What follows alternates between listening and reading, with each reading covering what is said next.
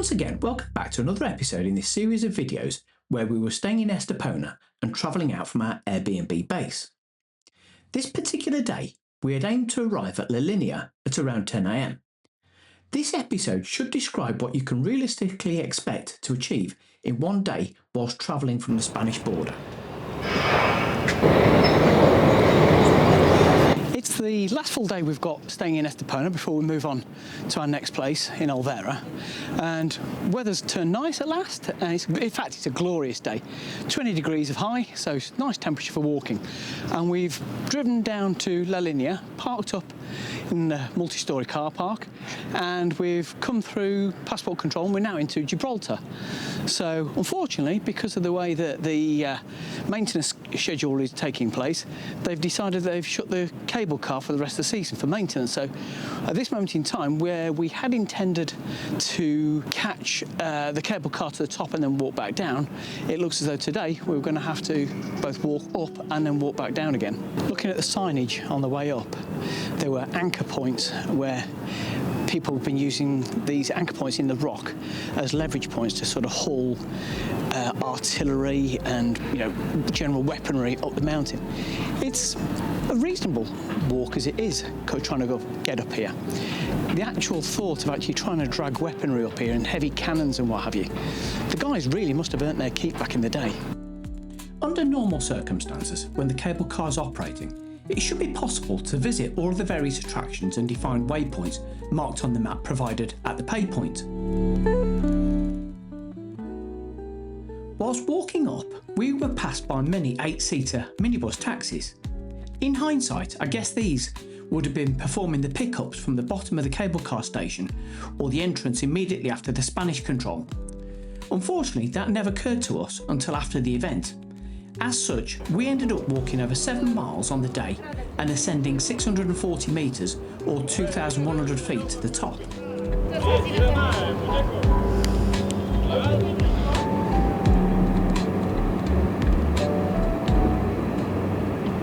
As we'd spent so much time walking up the rock from the main town, we missed many of the items on the south side of the peak.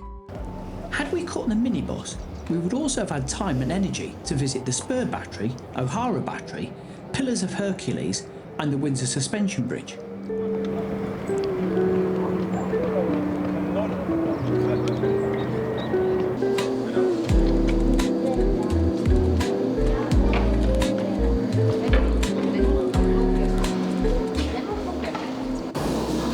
Goes off the side and goes equally the same distance down. St Michael's Cave is made up of a series of limestone caves within the Rock of Gibraltar. The caves extend to a depth of 62 metres below the surface, whilst ironically being 300 metres above sea level. It is the most visited cave in all of Gibraltar, attracting nearly 1 million visitors each year, and features impressive stalactites and stalagmites formed over thousands of years, supported by a music and light show to enhance the otherworldly rock formations. Access is included in the entrance fee to the rock via a QR code on your ticket. Plan to spend 30 minutes or more in the caves to really appreciate the light show presentation.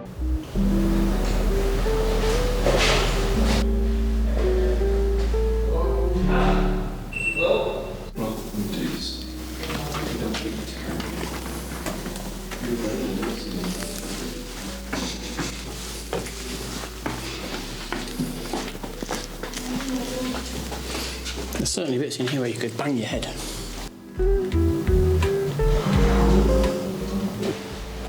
The peninsula has long held a historical significance based on its strategic placement at the mouth of the Mediterranean, making it a vital military stronghold for controlling naval traffic. The tunnels were primarily excavated during the late 18th and early 19th centuries, particularly during and after the Great Siege of Gibraltar from 1779 to 1783. So this is Lorraine with the bravery on the glass floor. You can only just see through. That on the right hand side is Spain, and that over the other side is allegedly North Africa. She doesn't swipe your glasses. Despite all the warnings, the signs to the contrary and everything, so many people were still being so ridiculous the way they were approaching these monkeys. It's no wonder people get things snatched or bitten or whatever, so yeah, just be careful, folks.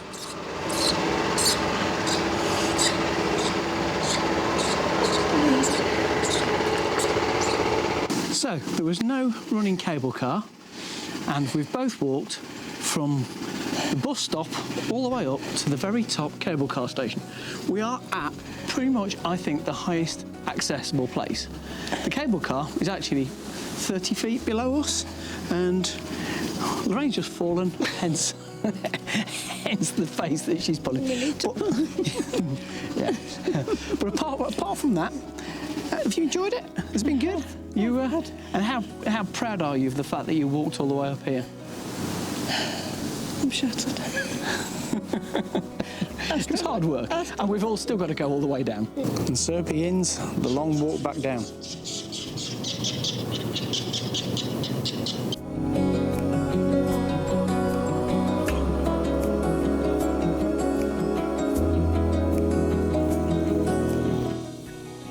Having peaked the summit by this point, we descended following the roads to the north side of the ridge, the road taking a series of hairpin bends to rapidly lose the height we'd worked so hard to achieve.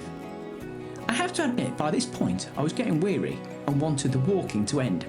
However, there were still so many more exhibits, information boards and views to take in along the return leg.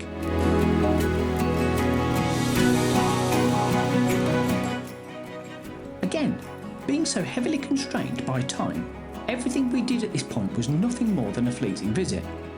It would have been so good to have caught a taxi or cable car up so that we could have usefully spent our time and efforts on the points of interest rather than slogging up the climb. We so wanted to sit down for a food and a drink by this point. It was awe-inspiring to see the scale of the tunnels and caves that were dug out of the limestone. Walking into a hall with a Spitfire hanging from the roof was incredible when you consider this is solid rock. So we're now 6 miles in, and allegedly this takes 20 minutes, half an hour to do. I don't know. The £30 ticket for the day is good value for money considering everything you get access to. But there's more than we can fit into a single day.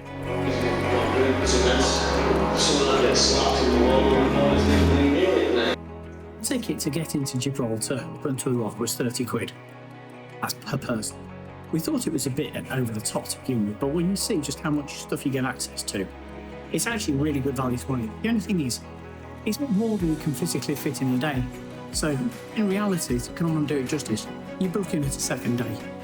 We've walked 6 miles, quite enough, and we've still got to walk across the runway and get through Spanish customs and get back out to the car, which is parked on the other side, on the Spanish side.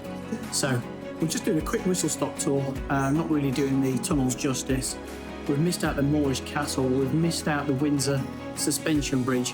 There's so much stuff that we haven't done, which is a pity, but yeah, you've got to be realistic as to how much you can fit into a single day. Hopefully we've demonstrated that a day on Gibraltar is a fully packed day and that you need to be targeted as to what you want to achieve. We couldn't have reasonably known that the cable car would be closed and that we should have taken a minibus taxi. That said, we were far from being alone making the ascent.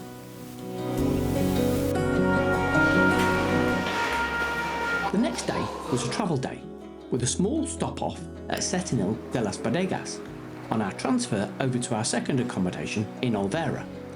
Be sure to look out for those videos which will be posted soon.